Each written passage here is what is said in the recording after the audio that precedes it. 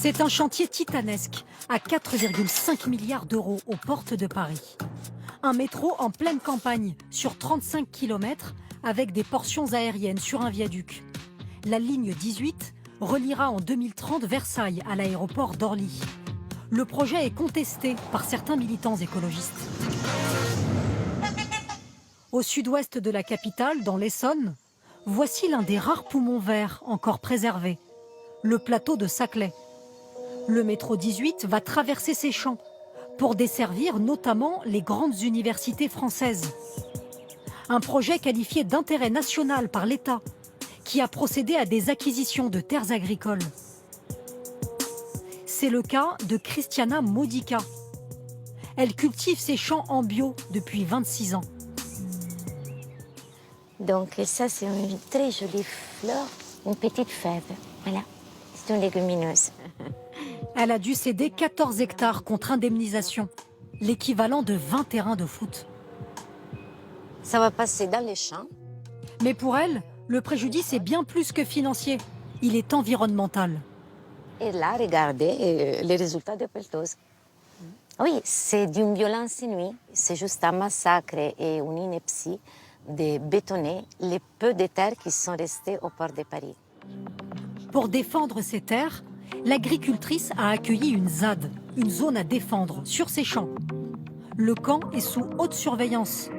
Il fait partie, ici en jaune, des 42 sites sensibles recensés par le ministère de l'Intérieur et susceptibles de se radicaliser, d'après les autorités, qui ont posé un ultimatum. La ZAD doit être évacuée par ses occupants avant lundi prochain. Moi, je dors dans la petite qui est derrière la banderole. Là. Comme Sabrina, une vingtaine de militants vivent ici depuis 2 ans. Et même s'ils sont amenés à quitter le site, ils entendent maintenir leur combat avec un message clair.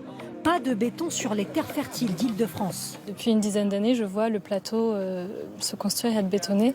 Et tout simplement, ça me fend le cœur. Pour ces militants, l'intérêt de desservir les grandes écoles ne justifie pas, disent-ils, la destruction de terres agricoles. La ligne 18, là, qui est en rouge, hormis le campus, qui est installé là depuis pas très longtemps. C'est des tout petits villages qui sont là, donc c'est de l'ordre de 2000 habitants, etc. Donc il n'y a pas grand monde à desservir. La Société du Grand Paris réfute l'argument des écologistes et affirme que le métro accueillera jusqu'à 118 000 voyageurs par jour. 190 000 emplois sont par ailleurs concernés par la ligne 18. Néanmoins, sur un tiers de la ligne, entre Saint-Aubin et Versailles, la fréquentation sera limitée. C'est écrit dans la dernière enquête publique de 2021. Son utilité sociale immédiate paraît assez faible. Les trafics attendus, même en 2030, restant limités à 1000 à 2000 voyageurs à l'heure de pointe du matin. Et certains villages n'en profiteront même pas. La ligne les traversera sans s'arrêter. C'est le cas de Villiers-le-Bacle, 1200 habitants. Le problème, c'est qu'il n'y a pas de gare qui est prévue juste en face du village. On a les inconvénients sans avoir l'avantage. Il passe juste derrière, là. Ouais. Juste derrière, donc on espère qu'on n'aura pas trop de bruit. Malgré l'inquiétude de certains riverains, le projet est défendu par de nombreux élus, comme le maire de Palaiseau. Juste ici, vous aurez la gare de Palaiseau, de la ligne 18.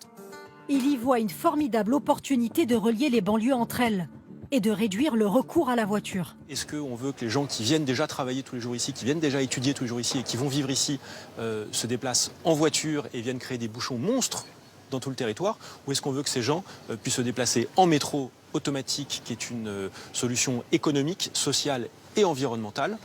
Moi, clairement, je suis partisan de ceux qui pensent que le métro est un vrai plus pour pouvoir desservir ce plateau de Saclay. Contactée, la Société du Grand Paris affirme que la ligne 18 n'impactera que 22 hectares de terres agricoles. Les premiers métros, eux, devraient circuler en 2026.